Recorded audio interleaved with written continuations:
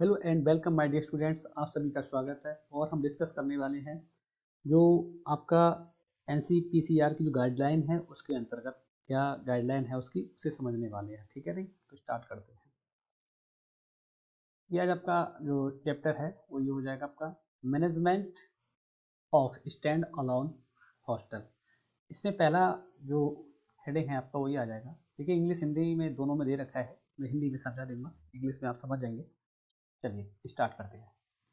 जो लोग ज्वाइन नहीं किए हैं अभी तक हमारा चैनल वो ज्वाइन कर लें, और आप सभी का बहुत बहुत स्वागत है, धन्यवाद आपको।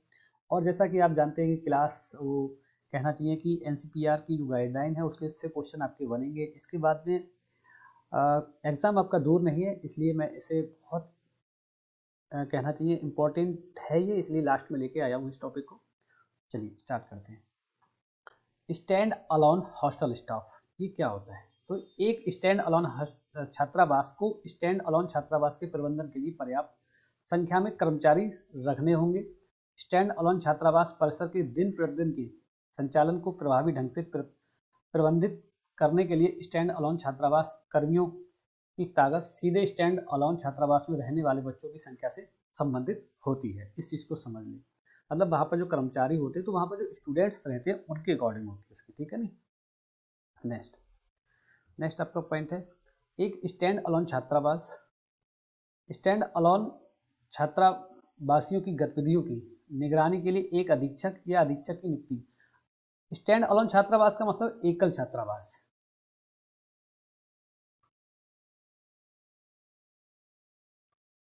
अधीक्षक को नियुक्त करेगा।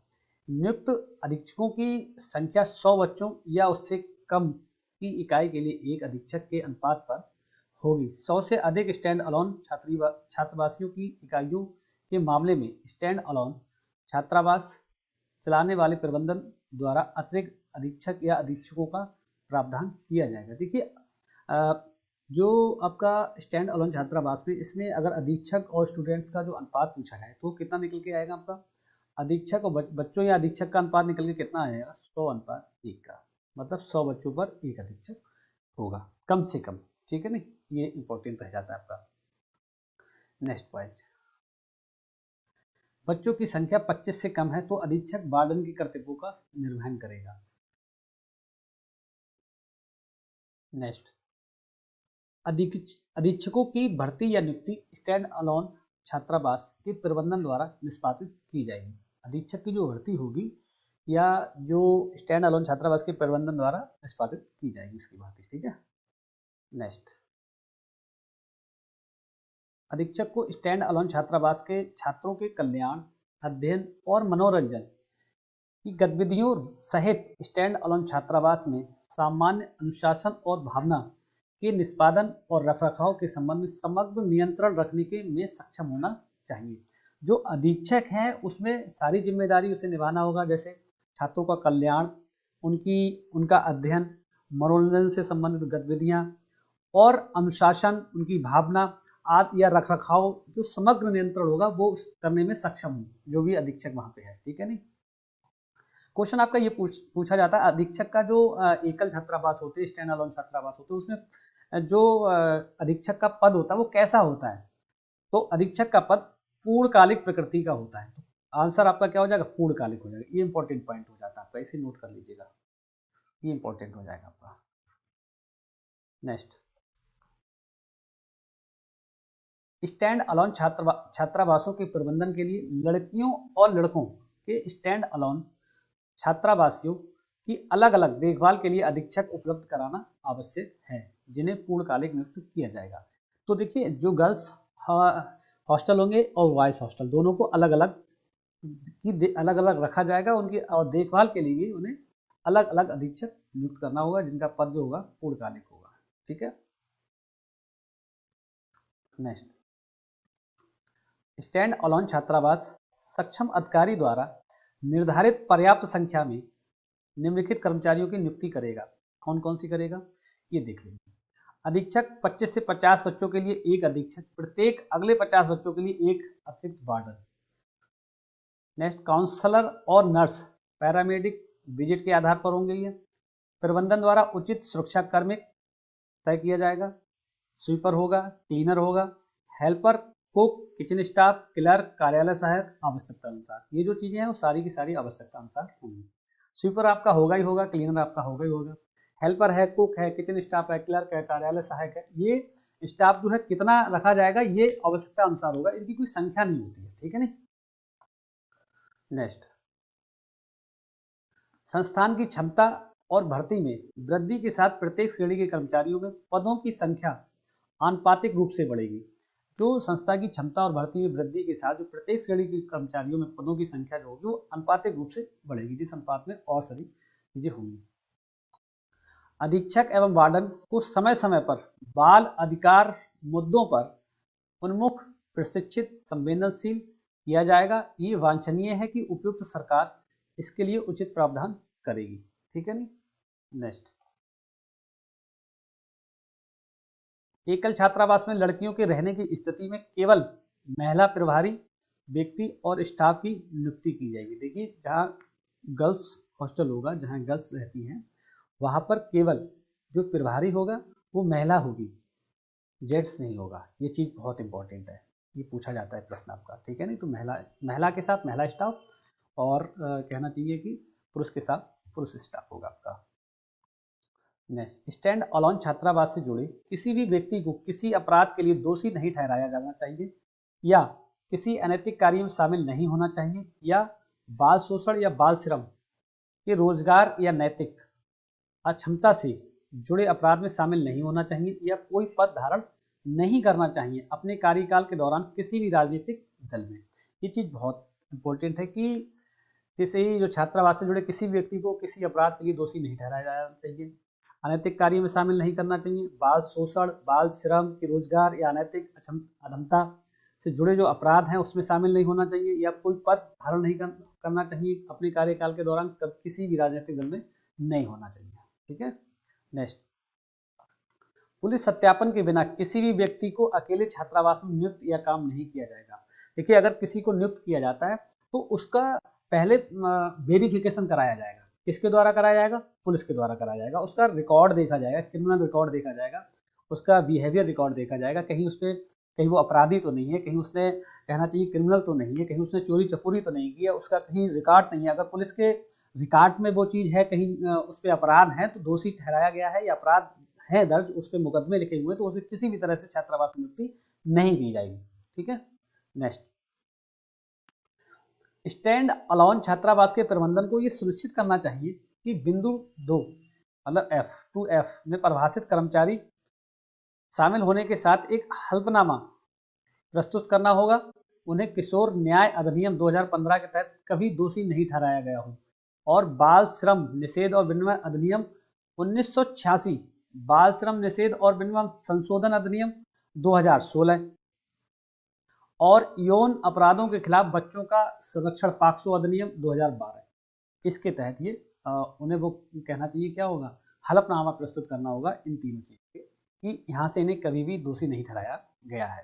चाहे वो किशोर न्याय अधिनियम 2015 की बात हो, बाल श्रम निषेध और विनिमय अधिनियम 1986 की बात हो, बाल श्रम निषेध और विनिमय संशोधन अधिनियम 2016 की बात हो, यौन अपराधों के खिलाफ बच्चों का जो संरक्षण है जिसे पाक्सो अधिनियम बोलते हैं 2012, उसकी तहत की बात हो, ठीक है ना। नेक्स्ट, स्टैंड अलोन छात्रावास की प्रबंध समिति की ये जिम्मेदारी होगी किसी भी बच्चे को किसी भी गैर कानूनी हस्तक्षेप के साथ किसी भी विश्वास, पहचान, नाम, बच्चों के पारिवारिक संबंध और राष्ट्रीयता का पालन करने के लिए मजबूर प्रभावित नहीं किया जाएगा। देखिए, जो स्टैंड एकल छात्रावास होते हैं इनसे, देखिए छात्रावास जो ये हमारा आवासीय छात्रावास है, एकल छात्रावास में इसमें अंतर आप समझ लीजिएगा, ये बहुत इंपॉर्टेंट है। जिम्मेदारी होती है छात्रावास प्रबंधन समिति की जिम्मेदारी होती है किसी भी बच्चे को किसी भी गैर कानूनी हस्तक्षेप के साथ किसी भी विश्वास, पहचान, नाम, बच्चों के पारिवारिक संबंध और राष्ट्रीयता का पालन करने के लिए मजबूर या प्रभावित नहीं किया जाएगा। इस चीज को आप मान लें, ठीक है नहीं, बहुत इंपॉर्टेंट पॉइंट है, इसको समझ लीजिएगा। नेक्स्ट, कर्तव्य और जिम्मेदारी, क्या क्या जिम्मेदारी होती हैं वो देखिएगा। जो देखिए, एक क्वेश्चन यहाँ पर यह भी बनता है, जो एकल छात्रावास होते हैं आपके स्टैंड अलोन छात्रावास और जो आवासीय आवासीय छात्रावास होते हैं आपके। तो इसमें एक चीज कॉमन, जो एकल छात्रावास में अधीक्षक का कार्य होता है, अधीक्षक कार्य करता है, वही नैतिक कर्तव्य और जिम्मेदारियां किसकी होती हैं आवासीय में, वार्डन की होती है। ये क्वेश्चन कई बार पूछा गया है। पूछा जाता है कि एकल छात्रावास में जो अधीक्षक का कर्तव्य और जिम्मेदारियां होती हैं वो जो आवासीय छात्रावास होता है उसमें वो कौन निर्वहन करता है, किसकी होती है जिम्मेदारी, प्रिंसिपल की होती है, वार्डन की होती है, स्टाफ की।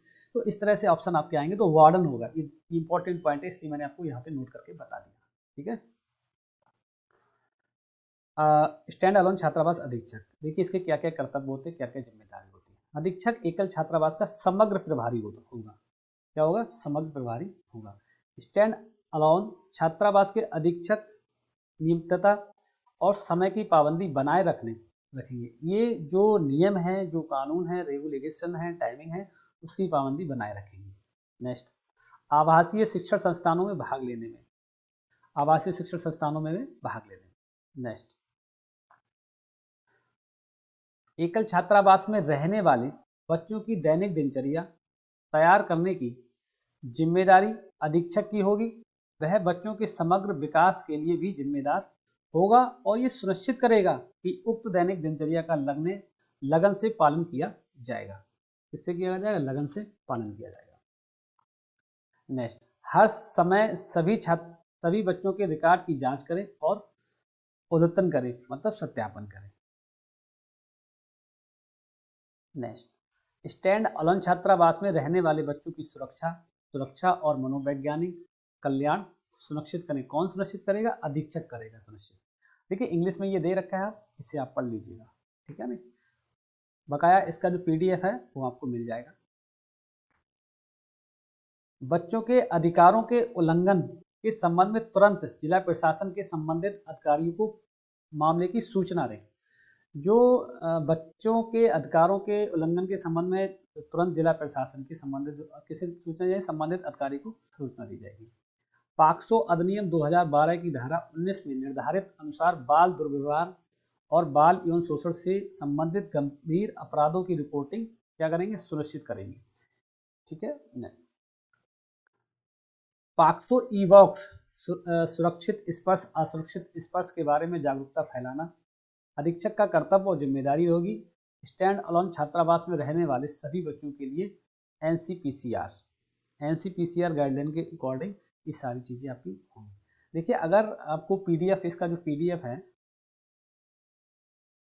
इसका पीडीएफ जो है वो कहाँ मिलेगा आपको? देख लीजिए, इसका पीडीएफ हमारा जो टेलीग्राम चैनल है जीएस एग्जाम मेंटर,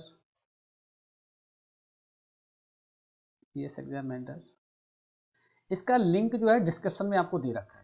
इसका लिंक डिस्क्रिप्शन में दे रखा है, वहाँ पे आप ज्वाइन करें और वहाँ से इसका पीडीएफ आपको मिल जाएगा। इसके बाद टेलीग्राम जो ग्रुप है हमारा, उसका लिंक नहीं दे रखा है।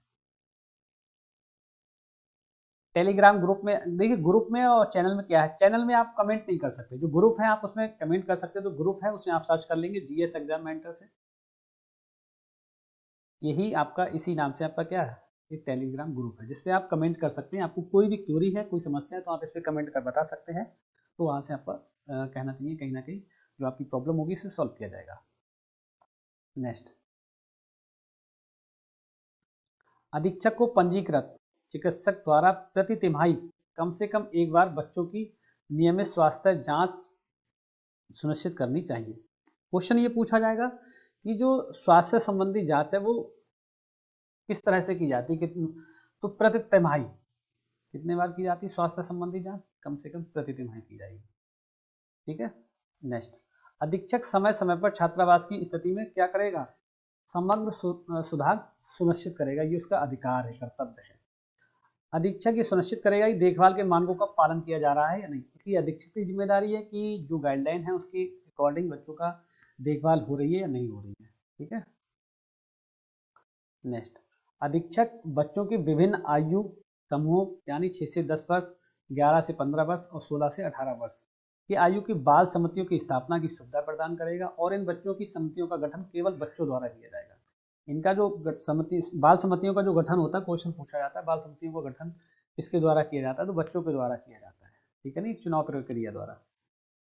अधीक्षक ये सुनिश्चित करेंगे कि बच्चों की समितियां हर महीने बैठक करें और उनकी गतिविधियां कार्यवाही को रिकॉर्ड करने के लिए एक रजिस्टर बनाएं और इसे उनकी मासिक बैठकों में प्रबंधन समिति के समक्ष रखें। तो प्रबंधन समिति की जो बैठक होगी वो कब होगी? मासिक होगी।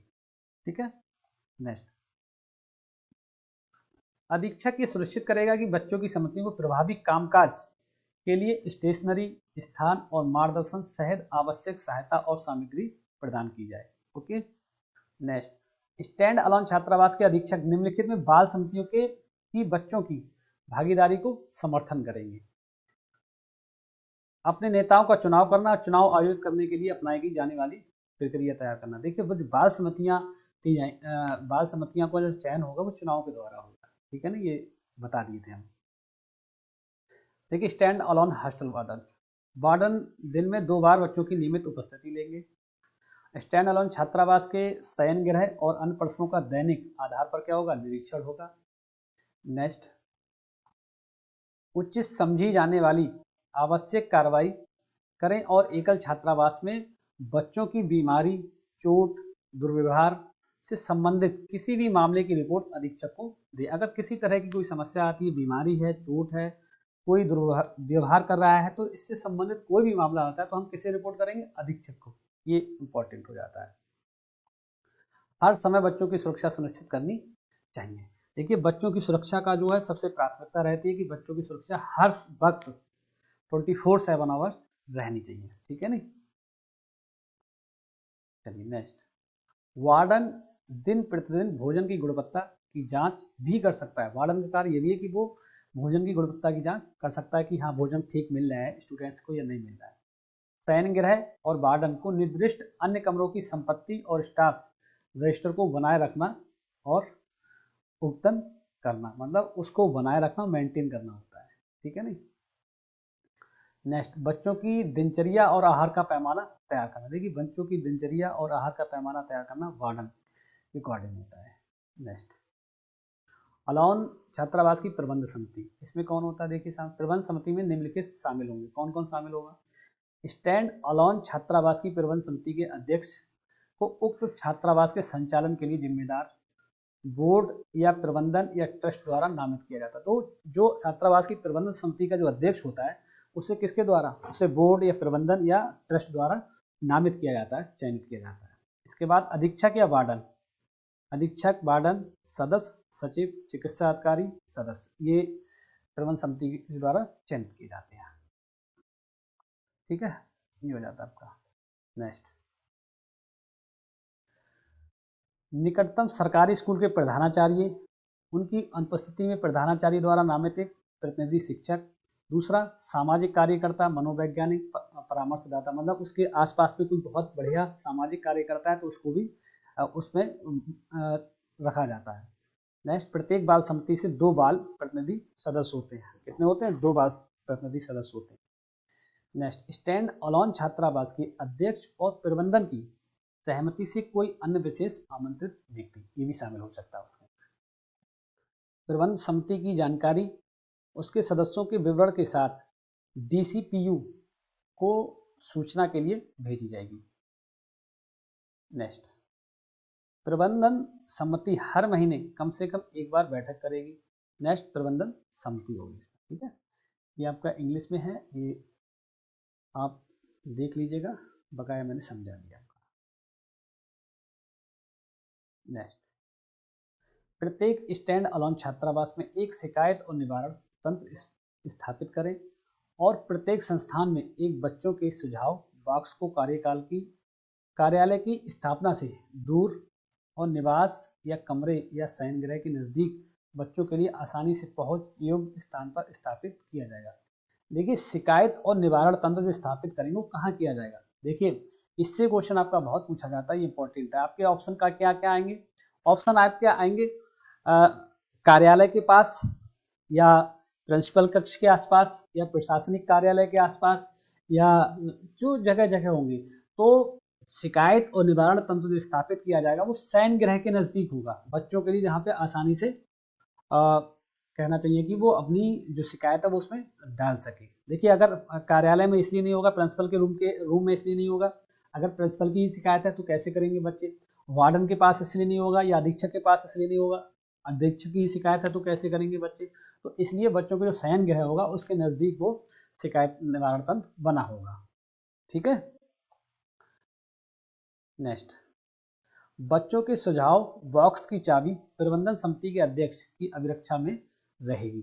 देखिए, बच्चों के सुझाव बॉक्स की जो चाबी होगी प्रबंधन समिति के अध्यक्ष के पास रहेगी, ये अभिरक्षा में, मतलब प्रबंधन समिति के या तो अध्यक्ष रखेगा या वो जिसे नियुक्त कर देंगे, जिसे बता देंगे उसके पास रहेगा। ठीक है। ये हर सप्ताह सदस्यों की उपस्थिति में प्रबंधन समिति के अध्यक्ष या जिला बाल संरक्षण इकाई के उनके प्रतिनिधि द्वारा जांच की जाएगी। इसकी जांच कितनी की जाएगी, जो शिकायत दो सुझाव पेटिका होगी या शिकायत पेटिका होगी, उसकी जो कहना चाहिए कि उसकी जांच कैसे करी जाएगी, उसकी जांच हर सप्ताह में होगी। उसकी जांच कितने होगी, सप्ताह में होगी, बच्चों की सम्मतियों। नेक्स्ट,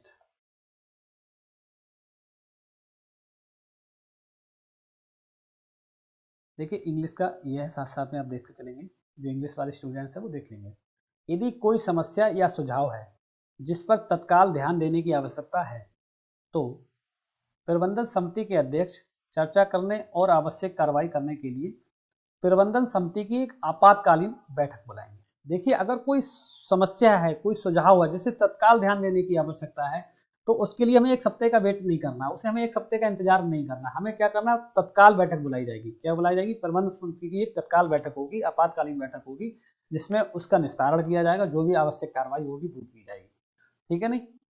और चर्चा किसके साथ, जो प्रबंधन समिति का अध्यक्ष होगा, अध्यक्ष चर्चा करने और आवश्यक कार्रवाई करने के लिए प्रबंधन समिति की आपातकालीन क्या बुलाई, बैठक बुलाई जाएगी। नेक्स्ट, स्टैंड अलोन छात्रावास के प्रभारी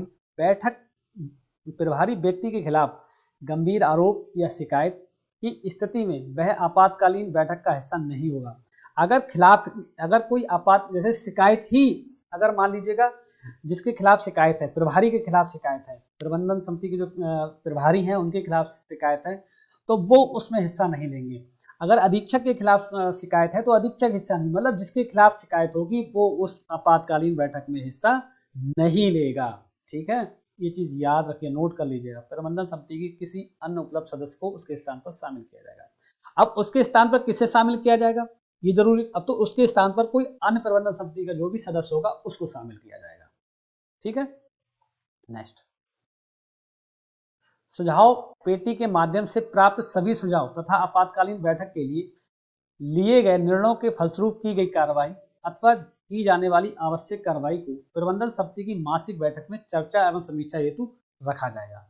देखिए, जो आपातकालीन बैठक के लिए जो निर्णयों के लिए, मतलब बैठक के लिए आपातकालीन बैठक के लिए गए निर्णयों के फलस्वरूप की गई कार्रवाई, जो भी कार्रवाई की जाएगी उस बैठक के आपातकालीन बैठक के बाद जो कार्रवाई की जाएगी अथवा की जाने वाली आवश्यक कार्रवाई को प्रबंधन समिति की मासिक बैठक में चर्चा एवं समीक्षा हेतु रखा जाए। तो उसे कहाँ रखा जाएगा, जो भी कार्रवाई निर्णय लिया जाएगा आपातकालीन बैठक के बाद, उसे प्रबंधन समिति की जो मासिक बैठक होती है उसमें डिस्कस किया जाएगा, उसमें उसकी चर्चा होगी, समीक्षा होगी, उसके ऊपर प्रस्ताव रखा जाएगा। नेक्स्ट, प्रत्येक संस्थान में एक बच्चों की सुझाव पुस्तिका रखी जाएगी जहां प्रबंधन समिति द्वारा की गई शिकायतों और कार्रवाई की विधिवत दर्ज किया जाएगा, और ऐसी कार्रवाई और अनुवर्ती कार्रवाई प्रबंधन समिति की प्रत्येक मासिक बैठक के बाद बच्चों की समिति को सूचित की जाएगी। ठीक है। नेक्स्ट, बोर्ड या समिति महीने में कम से कम एक बार बच्चों की सुझाव पेटिका की समीक्षा करेगा।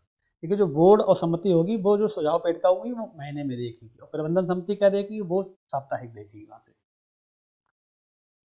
शिकायत पेटी तक समिति के अध्यक्ष या उसके द्वारा अधिकृत कोई अन्य व्यक्ति पहुंच सकेगा। शिकायत पेटी उसे कोई भी पहुंच सकता है। ठीक है नहीं, चाहे समिति का अध्यक्ष हुआ या और कोई अधिकृत अन्य व्यक्ति हुआ, जो भी सदस्य है।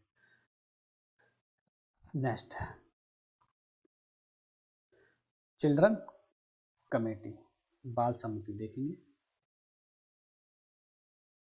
बच्चों के लिए प्रत्येक संस्थान का प्रभारी व्यक्ति विभिन्न आयु समूह के बच्चों यानी 6 से 10 वर्ष, 11 से 15 वर्ष, 16 से 18 वर्ष की आयु के लिए बाल समितियों की स्थापना की सुविधा प्रदान करेगा। किसकी सुविधा, बाल समितियों की सुविधा प्रदान करेगा। इन बाल समितियों का गठन किसके द्वारा होगा, केवल बच्चों के द्वारा किया जाएगा। किसके द्वारा किया जाएगा, केवल बच्चों के द्वारा।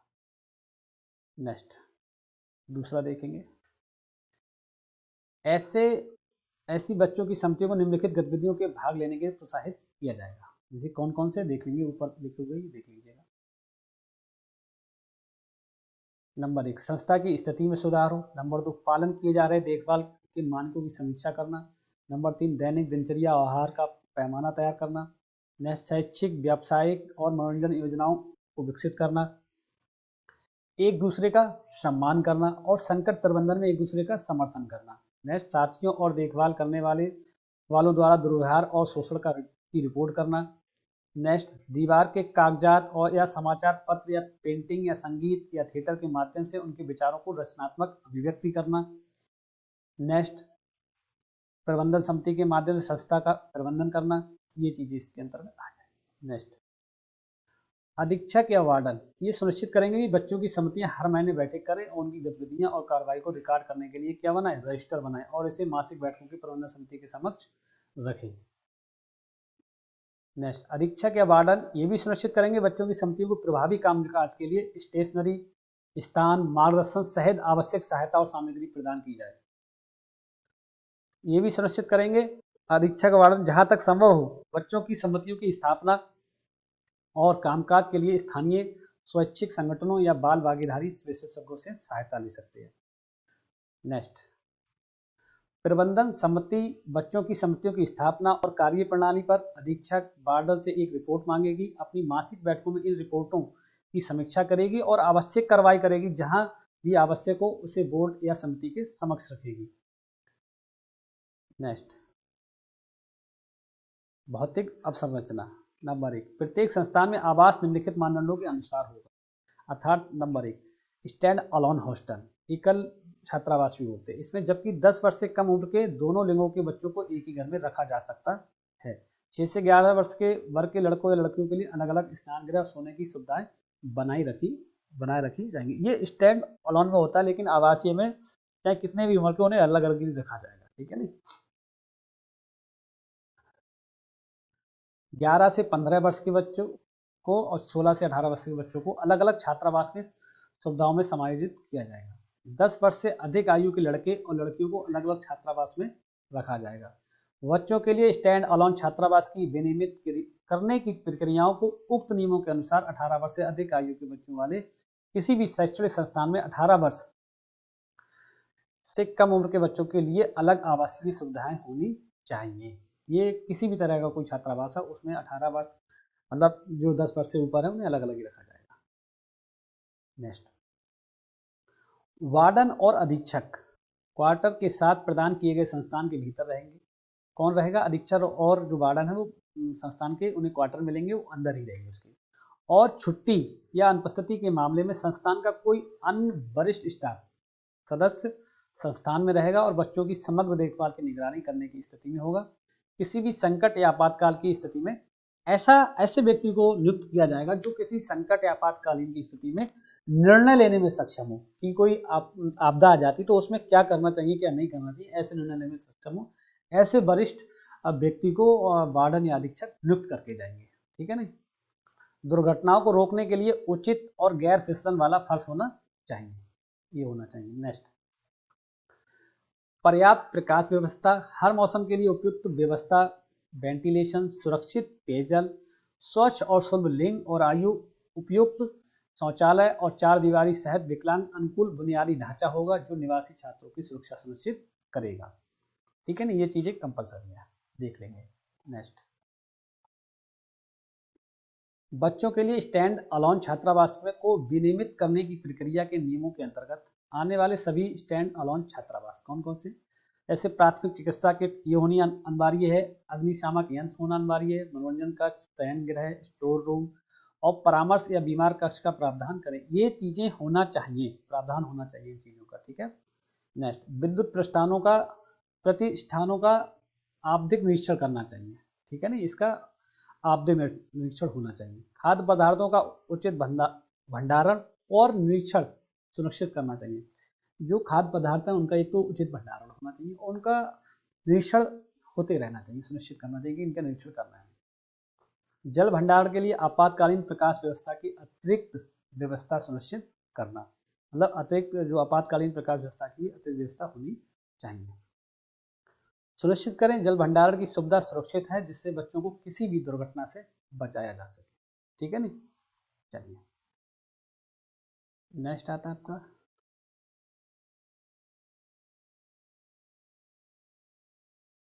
25 बच्चों वाले प्रत्येक संस्थान में भवन या आवास के लिए सुझाव या मानदंड नियमानुसार हो सकते हैं। 25 बच्चों वाले के लिए मध्य वर्ग आयाम शयन गृह कितना होगा 1000 वर्ग फुट या ये 25 बच्चों के लिए 1000 वर्ग फुट का। कमरों के मामले में प्रत्येक बच्चे के लिए 40 वर्ग फुट क्षेत्र का प्रावधान होगा।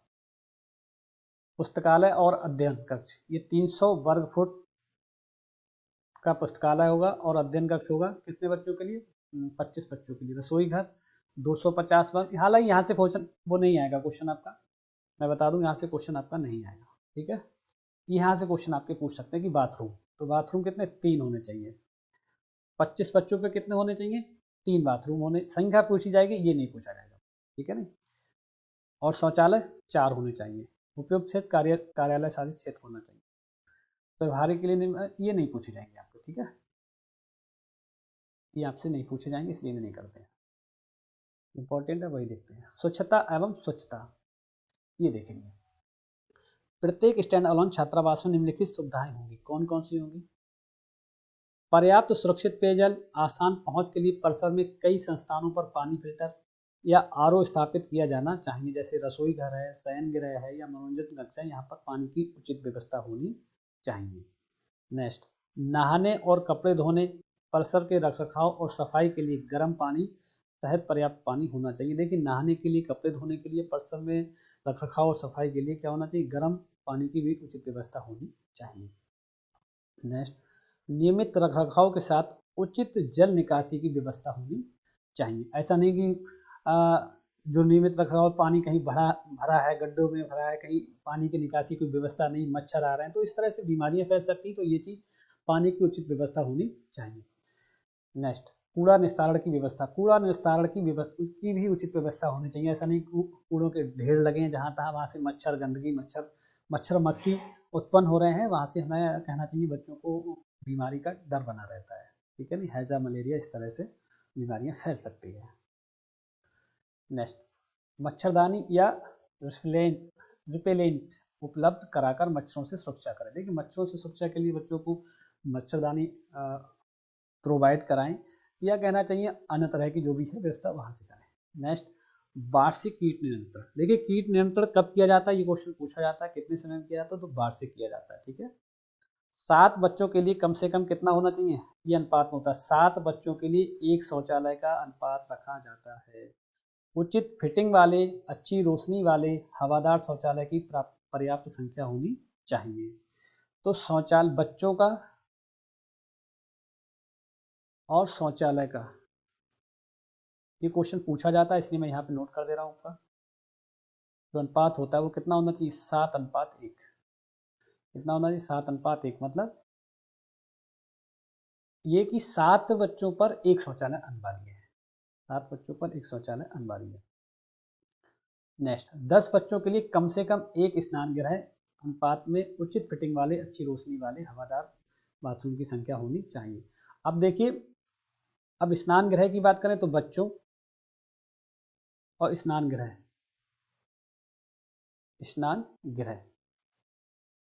का अनुपात क्या होना चाहिए, 10 बच्चों पर एक स्नान गृह होना चाहिए। इसका अनुपात कितना हो, 10 बच्चों पर एक स्नान गृह होना चाहिए। कपड़े धोने और सुखाने के लिए पर्याप्त जगह होनी चाहिए। ठीक है, ये देख लेंगे। नेक्स्ट, ताज़ा नैपकिन भरने की एक अच्छी तरह से परिभाषित नीति के साथ लड़कियों के स्टैंड अलोन हॉस्टल में सैनिटरी नैपकिन वेंडिंग मशीनें और इंसिनेटर होना चाहिए। जहाँ भी संभव हो वॉशिंग मशीन करें। हवा और मक्खी रोधी रसोई और बर्तन धोने के लिए अलग क्षेत्र होना चाहिए। हर महीने में 2 बार बिस्तर और नियमित रूप से कपड़ों को धूप सेकना चाहिए। देखिए महीने में हर महीने में कितनी बार, 2 बार बिस्तर सुखाने, 2 बार, और नियमित रूप से कपड़ों को धूप से 2 बार सुखाना चाहिए, इस तरह से कह सकते हैं। बीमार कमरे में क्या होना चाहिए, साफ सफाई को बनाए रखना चाहिए। घर में सभी मंजिलों की दैनिक सफाई और पोछा करना होना चाहिए। नेक्स्ट, शौचालय और स्नान घरों की प्रतिदिन कितने बार सफाई होनी चाहिए? 2 बार सफाई या धुलाई होनी चाहिए। ठीक है, ये इंपॉर्टेंट है। सब्जियां और फलों की उचित धुलाई और भोजन तैयार करने का स्वच्छ तरीका होना चाहिए। प्रत्येक भोजन के बाद रसोई के स्लैब, फर्श और गैस की सफाई होनी चाहिए। खाद्य सामग्री और अन्न आपूर्ति बनाए रखने के लिए स्वच्छ और कीटरोधी स्टोर होना चाहिए। वर्ष में कम से कम एक बार बिस्तरों का कीटाणु शोधन होना चाहिए। देखिए, बिस्तरों का कीटाणु शोधन की अगर बात आ जाती है तो वर्ष में एक बार। सुखाने की बात आ जाए, देखिए सुखाने की बात आ जाती है तो देखिए ऊपर अभी बताए थे आपको, है ना, यहाँ पर ये देखिए ये क्वेश्चन आपका बनता है, आ गया। ये सुखाने की बात है तो सुखाने हर महीने में 2 बार सुखाना होता है, और कीटाणु शोधन की बात आ जाती है तो वर्ष में एक बार। ठीक है। संक्रामक या संक्रामक रोग के मामले प्रत्येक डिस्चार्ज के बाद बीमार कमरे या अलगाव कक्ष का क्या करना चाहिए? धूम्रीकरण। ठीक है। नेक्स्ट, और रोगी कक्ष में साफ सफाई होनी चाहिए। नेक्स्ट, उचित भोजन शिष्टाचार का पालन किया जाना चाहिए, जैसे भोजन की समय, उचित बैठने और भोजन परोसने की बेहतरीन व्यवस्था होनी चाहिए। ठीक है। नेक्स्ट, दैनिक दिनचर्या क्या होती है, किस तरह से दैनिक दिनचर्या आपकी रहनी चाहिए, देख लेते हैं दैनिक दिनचर्या को लेकर। बच्चों के लिए प्रत्येक स्टैंड अलोन छात्रावास में प्रबंध समिति और बच्चों की सम्मति के परामर्श से विकसित बच्चों के लिए एक दैनिक दिनचर्या होगी, जिसे स्टैंड अलोन छात्रावास परिसर के भीतर विभिन्न स्थानों पर प्रमुखता से प्रदर्शित किया जाएगा। दैनिक दिनचर्या अन्य बातों के साथ साथ एक विनियमित और अनुशासित जीवन, व्यक्तिगत स्वच्छता, सफाई, शारीरिक व्यायाम, योग, शैक्षिक कक्षाएं, संगठित मनोरंजन और खेल, नैतिक शिक्षा, समूह गतिविधियां, प्रार्थना और सामुदायिक गायन, विशेष कार्यक्रम प्रदान कर सकती है। रविवार और छुट्टियों या राष्ट्रीय छुट्टियों, उत्सव के दिनों, जन्मदिनों के लिए, ठीक है नहीं, इनके लिए दिनचर्याएं बनी होती है। नेक्स्ट, पोषण एवं आहार पैमाना क्या होता है? स्टैंड अलोन छात्रावासों द्वारा निम्नलिखित पोषण और आहार पैमाने का पालन किया जाएगा। नंबर 1, कैसे? बच्चों को नाश्ते सहित एक दिन में 4 बार भोजन उपलब्ध कराया जाएगा। क्वेश्चन ये बनता है आपका कि बच्चों को एक दिन में कितनी बार भोजन कराया जाएगा? तो बच्चों को एक दिन में कितने बार भोजन कराया जाएगा? नाश्ते सहित 4 बार कराया जाएगा। भोजन का समय छात्रावास द्वारा स्कूल के समय भौगोलिक आवश्यकताओं के आधार पर तय किया जाएगा। ठीक है। नेक्स्ट, विजिटिंग डॉक्टर द्वारा चिकित्सा जांच के दौरान यदि बच्चे में कोई कमी देखी जाती है तो पोषण संबंधी कमी को पूरा करने के लिए के अनुसार मेनू तैयार किया जाना चाहिए। ठीक है। नेक्स्ट देखिए, न्यूट्रिशन और डाइट। ठीक है, डाइट क्या होनी चाहिए? बच्चों को छुट्टियों, त्योहारों, खेल और सांस्कृतिक दिवस और राष्ट्रीय त्योहार के उत्सव पर विशेष भोजन प्रदान किया जाएगा। ठीक है नहीं, अलग से। बीमार बच्चों को उनकी आहार संबंधी आवश्यकता या डॉक्टर की सलाह के अनुसार विशेष आहार प्रदान किया जाएगा। नेक्स्ट, प्रत्येक बच्चे की आयरन, फोलिक एसिड, कैल्शियम और जिंक की खुराक की आवश्यकताओं को भी ध्यान में रखा जाएगा। ठीक है। नेक्स्ट, नेक्स्ट क्या आता है? आहार में विभिन्नता मौसमी क्षेत्रीय विविधताओं के अनुसार हो सकती है। सुझाव गए आहार विभिन्नता नीचे दिए गए। नंबर 1, दाल की किस्में जैसे तूर, मूंग, हरा चना हो गया, चना, बंगाल चना हो गया आपका, वैकल्पिक रूप से दी जा सकती है। मांसाहारी दिनों में शाकाहारी बच्चों को या तो 60 ग्राम गुड़ या 60 ग्राम मूंगफली के बीज प्रति व्यक्ति लड्डू या किसी अन्य मीठे पकवान के रूप में 100 ग्राम पेंसिल जारी किए जाएंगे। ठीक है। नेक्स्ट, पत्तेदार सब्जियां, मेथी, पालक, सरसों हो गया आपका, गोंगुरा हो गया, थोटाकुरा हो गया या अन्य कोई साग किसी भी सप्ताह में एक बार जारी किया जा सकता है। किसी संस्थान से किचन गार्डन जुड़ा हुआ है तो पत्तेदार सब्जियां उगाई जानी चाहिए और अधीक्षक को विभिन्न प्रकार की सब्जियां जारी करने का प्रयास करना चाहिए और ये देखना चाहिए कम से कम एक सप्ताह की अवधि के लिए एक ही सब्जी दोहराई ना जाए। ये इंपॉर्टेंट है, सप्ताह में कोई सब्जी रिपीट नहीं होनी चाहिए। ठीक है। मौसमी फल पर्याप्त मात्रा में गैर दोहरावीय तरीके से उपलब्ध कराए जाए। मतलब ये जो मौसमी फल हैं वो बच्चों को दिए जाएं और ऐसा नहीं कि एक सप्ते में जो जितने भी मौसमी फल हैं वो ना दिए जाकर एक ही फल को रिपीट किया जा रहा है, ऐसा नहीं होना चाहिए। नेक्स्ट, अधीक्षक व्यक्तिगत मामले में आहार के पैमाने में अस्थायी परिवर्तन कर सकता है। देखिए, अधीक्षक को जिम्मेदारी है, नैतिक कर्तव्य है उसका, मतलब उसका जिम्मेदारी है और कि वह आहार के पैमाने में अस्थायी परिवर्तन कर सकता है जब वह आवश्यक समझे या संस्था की डॉक्टर की सलाह पर इस शर्त को के अधीन हो कि निर्धारित पैमाने से अधिक ना हो। ठीक है, भोजन का समय और मेनू सूचक। चलिए नेक्स्ट देखिए, अन्न में देखते हैं क्या क्या है। मौसम के आधार पर अधीक्षक के पास भोजन वितरण के समय में परिवर्तन करने का विवेकाधिकार होता है। किसके आधार पर? मौसम के आधार पर अधीक्षक या वार्डन जो भोजन वितरण है उसके समय को परिवर्तित कर सकता है। संस्था के डॉक्टर की सलाह पर या अधीक्षक के विवेक पर प्रत्येक बीमार बच्चे को जिसे उसके खराब स्वास्थ्य के कारण नियमित भोजन लेने से रोका जाता है, बीमार बच्चे के पैमाने के अनुसार चिकित्सा आहार जारी किया जा सकता है। ठीक है ना, डॉक्टर और किसके? अधीक्षक के विवेक के आधार पर, डॉक्टर की सलाह और अधीक्षक के विवेक के आधार पर। वजन बढ़ाने या अन्य स्वास्थ्य कारणों से तथा दैनिक राशन की गणना के उद्देश्य से बच्चों को नियमित आहार के अतिरिक्त पोषण के लिए दूध, अंडे, चीनी और फल जैसे अतिरिक्त आहार संस्था की डॉक्टर की सलाह पर जारी किए जाएंगे। बीमार बच्चों को दिन की ताकत से बाहर रखा जाएगा। ठीक है, नेक्स्ट, प्रत्येक संस्थान में प्राथमिक चिकित्सा किट होनी चाहिए। देखिए, प्रत्येक संस्थान में क्या होना चाहिए? प्राथमिक चिकित्सा किट तो होना अनिवार्य है और सभी कर्मचारियों को प्राथमिक चिकित्सा संभालने में प्रशिक्षित दिया जाना चाहिए। भाई, सभी जितने भी कर्मचारी उनको प्राथमिक जो चिकित्सा किट है उसको संभालने का प्रशिक्षण दिया जाना चाहिए। चिकित्सा जांच के आधार पर प्रत्येक बच्चे को मेडिकल रिकॉर्ड बनाए रखना चाहिए और आवश्यक चिकित्सा सुविधा प्रदान करना चाहिए। नेक्स्ट, सुनिश्चित करें कि मेडिकल रिकॉर्ड में वजन और ऊंचाई का रिकॉर्ड, कोई बीमारी और उपचार और अन्य शारीरिक या मानसिक समस्याएं शामिल हो। नेक्स्ट, दांतों की जांच, आंखों की जांच, त्वचा की समस्याओं की जांच और बच्चों के इलाज सहित चिकित्सा बीमारी की सुविधाएं होनी चाहिए। सुविधाएं हैं इस तरह से होना चाहिए। संक्रामक रोगों के फैलने की स्थिति में निवारक उपाय करना। नेक्स्ट, बीमार बच्चों को निरंतर चिकित्सीय देखरेख में रखना। किसी भी बच्चे पर उसके माता पिता या अभिभावक की पूर्व सहमति के बिना अस्पताल में कोई सर्जिकल हस्तक्षेप न करें जब तक कि माता पिता या अभिभावक से संपर्क न किया जा सके और बच्चे की स्थिति ऐसी हो कि उनकी राय में कोई भी देरी हो सकती है। चिकित्सा अधिकारी बच्चे के स्वास्थ्य को अनावश्यक पीड़ा या चोट या जीवन के लिए खतरा शामिल करना या स्टैंड अलोन छात्रावास के अधीक्षक से इस आशय की लिखित सहमति प्राप्त किए बिना। ठीक है, नेक्स्ट, शिकायतों की निगरानी एवं निवारण, ये इंपॉर्टेंट रह जाता है आपका। किस तरह से शिकायतों का निवारण और निगरानी की जाती है? सरकार के विभिन्न, जैसे संघ, राज्य हो, केंद्र शासित प्रदेश हो, कि विभिन्न मंत्रालय या विभाग जो अपनी योजनाओं के तहत स्टैंड अलोन छात्रावास प्रदान करते हैं, उन्हें अपनी योजनाओं के अभिन्न अंग के रूप में उचित निगरानी प्रणाली निर्धारित करनी चाहिए। नेक्स्ट, किसी भी स्टैंड अलोन छात्रावास का सक्षम प्राधिकारी राष्ट्रीय या राज्य बाल अधिकार संरक्षण आयोग, बाल कल्याण समिति CWC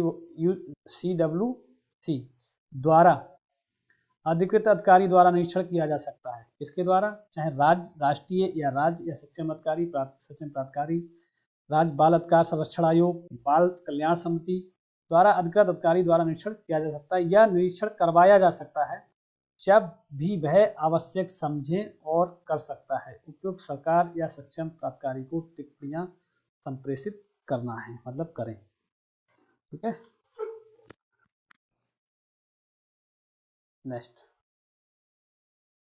सक्षम प्राधिकारी को प्रबंधन को निरीक्षण के दौरान पाए गए दोषों, यदि कोई हो, को निर्धारित समय के भीतर ठीक करने का निर्देश देना चाहिए। नेक्स्ट, जिला मजिस्ट्रेट, जिला कलेक्टर एक जिला निरीक्षण समिति का गठन करेगा। देखिए, जिला निरीक्षण समिति का गठन कौन करता है, ये प्रश्न पूछा जाता है आपसे। जिला निरीक्षण समिति का गठन कौन करता है? तो जिला निरीक्षण समिति का जो गठन है वो जिला मजिस्ट्रेट करेगा। कौन करेगा? जिला मजिस्ट्रेट या जिला कलेक्टर, जिसमें एक प्रतिनिधि शामिल हो सकता है जिला बाल संरक्षण इकाई DCPU, जिला बाल संरक्षण अधिकारी DCPO, जिला कल्याण समिति DWO, जिला समाज कल्याण अधिकारी, जिला आदिवासी कल्याण अधिकारी, जिला शिक्षा अधिकारी स्टैंड अलोन छात्रावास के आवधिक और नियमित निरीक्षण के लिए। ठीक है, इसमें कोई भी शामिल हो सकता है, जिसका कोई भी शामिल हो सकता है। इसका गठन कौन करेगा? जिला मजिस्ट्रेट करेंगे। ठीक है, शामिल कोई हो सकता है, कोई दिक्कत नहीं है। जिला मजिस्ट्रेट कलेक्टर त्रैमासिक आधार पर निगरानी समिति और पद के आधार पर निरीक्षण रिपोर्ट की समीक्षा करेंगे। जो जिला मजिस्ट्रेट होंगे वो किसके आधार पर? त्रैमासिक आधार पर। इस पे त्रैमासिक आधार पर निगरानी समिति और सक्षम प्राधिकारी के साथ निरीक्षण रिपोर्ट की क्या करेंगे? समीक्षा करेंगे। ठीक है, इसकी समीक्षा करेंगे। क्लियर हुई बात? निरीक्षण रिपोर्टों के माध्यम से देखी गई कमियों और कमियों को जिला मजिस्ट्रेट द्वारा उचित रूप से उठाया जा सकता है और ऐसी रिपोर्टों के माध्यम से उत्पन्न होने वाली किसी भी सभी कमियों को हल किया जा सकता है। नेक्स्ट, CWC ये सुनिश्चित करने के लिए स्टैंड अलोन छात्रावासों का निरीक्षण कर सकती है कि उक्त छात्रावास में जहां निरीक्षण किया गया है कोई CNCP या CICL बच्चा नहीं रहता है। ठीक है,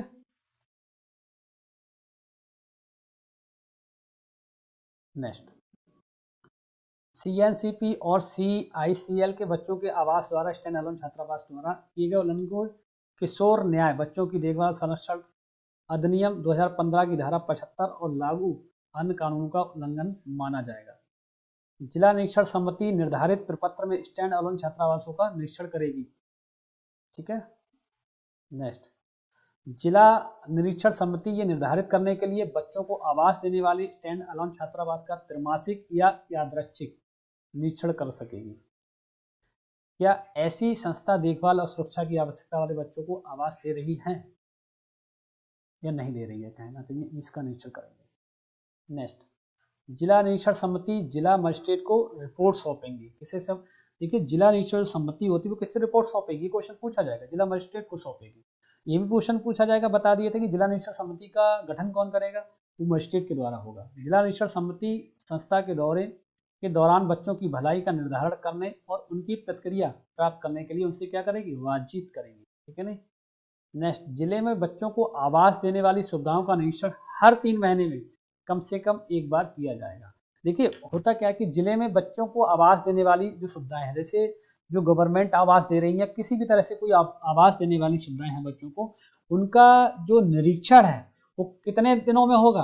उनका निरीक्षण कम से कम 3 महीने में एक बार होना अनिवार्य है। उनका निरीक्षण कहना चाहिए कि महीने में 3 महीने में एक बार होना अनिवार्य है। खाते और लेखा परीक्षा, इसे देखते हैं।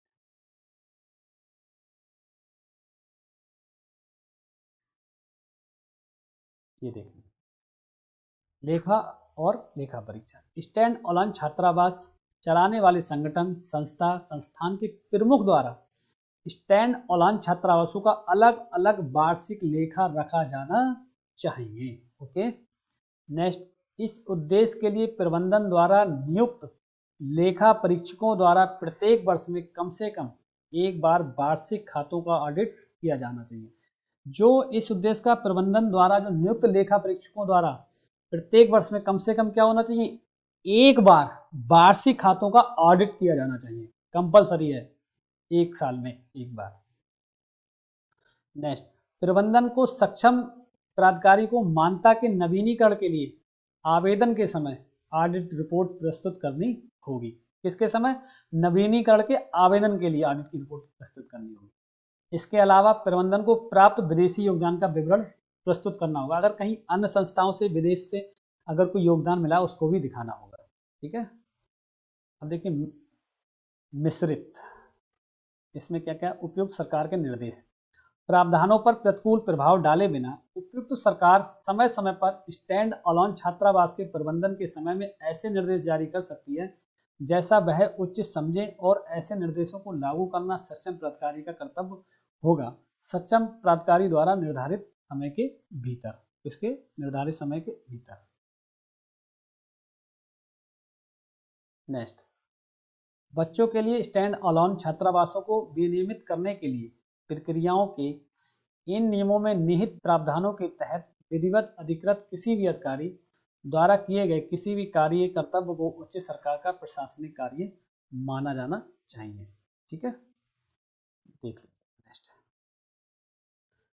नेक्स्ट निवेदन क्या होना चाहिए।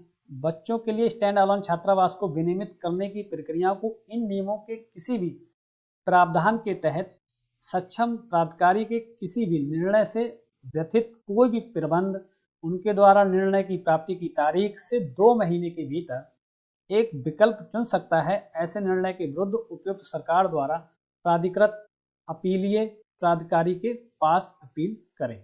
ठीक है ना।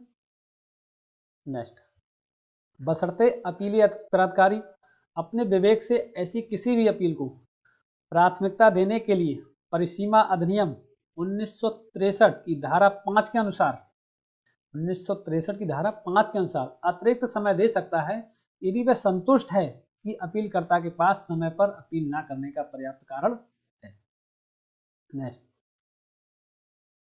बिंदु के तहत अपील प्राप्त होने पर अपीलीय प्राधिकारी अपीलकर्ता को अपना अभ्यावेदन देने का अवसर देने के बाद यथासंभव शीघ्रता से अपील का निवारण और बंद कर देगा। नेक्स्ट, संपूर्ण रक्त गणना CBC, मूत्र दिनचर्या, HIV, VDRL, hepatitis B, hepatitis C परीक्षण और एलर्जी या दवाओं की लत की बेसलाइन जांच संस्था में प्रवेश के समय सभी बच्चों के लिए की जाएंगी, जैसा कि जांच के बाद डॉक्टर द्वारा सुझाया गया है। बच्चा ये सारी जांच होगी जब उसका मतलब उसे लिया जाएगा तब।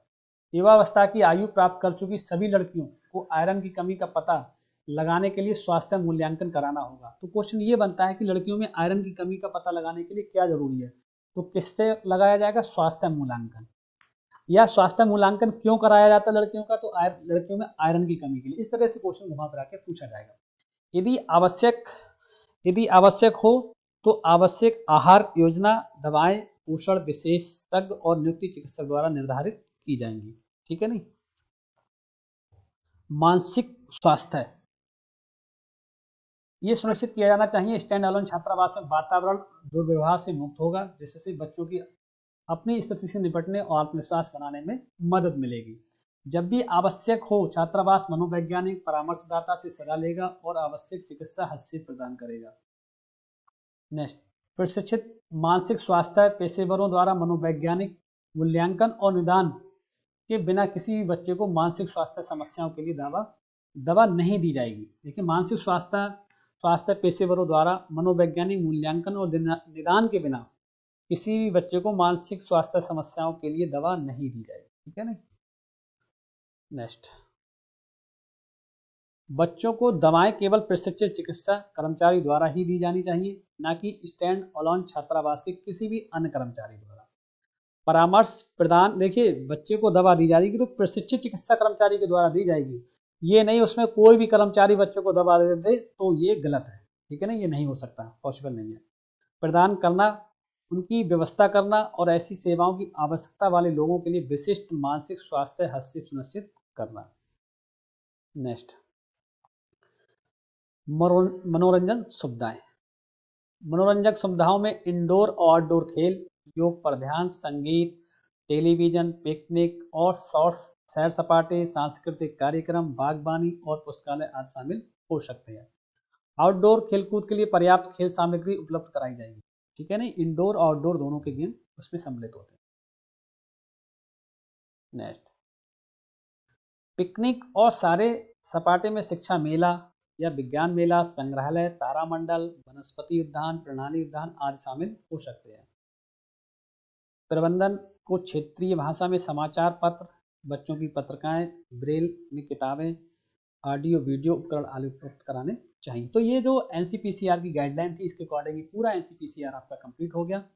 ये पूरी तरह से आपका समाप्त हो गया। ये पूरी तरह से आपका समाप्त हो गया।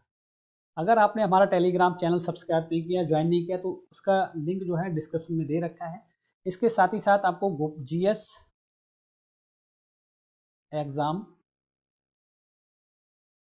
मेंटर्स, ये आपका ग्रुप है, ये टेलीग्राम ग्रुप है जिससे कि आप अपना कमेंट भी भेज सकते हैं, और चैनल पे आपका कमेंट नहीं आ पाता है किसी कारणवश, ग्रुप में आप अपना कमेंट कर सकते हैं। थैंक यू वेरी मच, आप सभी को बहुत बहुत बधाई। अगर आपने अभी तक हमारा चैनल सब्सक्राइब नहीं किया है तो सब्सक्राइब करें और शेयर करें, ज़्यादा से ज़्यादा शेयर करें, लोग जुड़े, कहीं ना कहीं उनको ये बेनिफिट मिल सके, क्योंकि एनसीपीसीआर से क्वेश्चन आपके आने कंपलसरी है, ठीक है नहीं, इससे क्वेश्चन आपके आने आने ही हैं, इसलिए ये बहुत इंपॉर्टेंट टॉपिक था, इसलिए मैंने इसे मतलब आज कराया ताकि एग्ज़ाम के टाइम से मैं अभी कराया है तो आप अभी पढ़ लेंगे तो इसका कहने की बहुत बड़ा बेनिफिट आपको होने वाला है, ठीक है नहीं।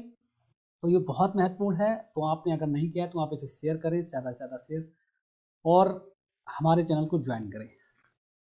आप सभी को बहुत बहुत अग्रिम बधाई, शुभकामनाएं, ये हमारा एसके हॉस्टल वार्डन बनने की, सभी को बहुत बहुत शुभकामनाएं, बधाई, धन्यवाद।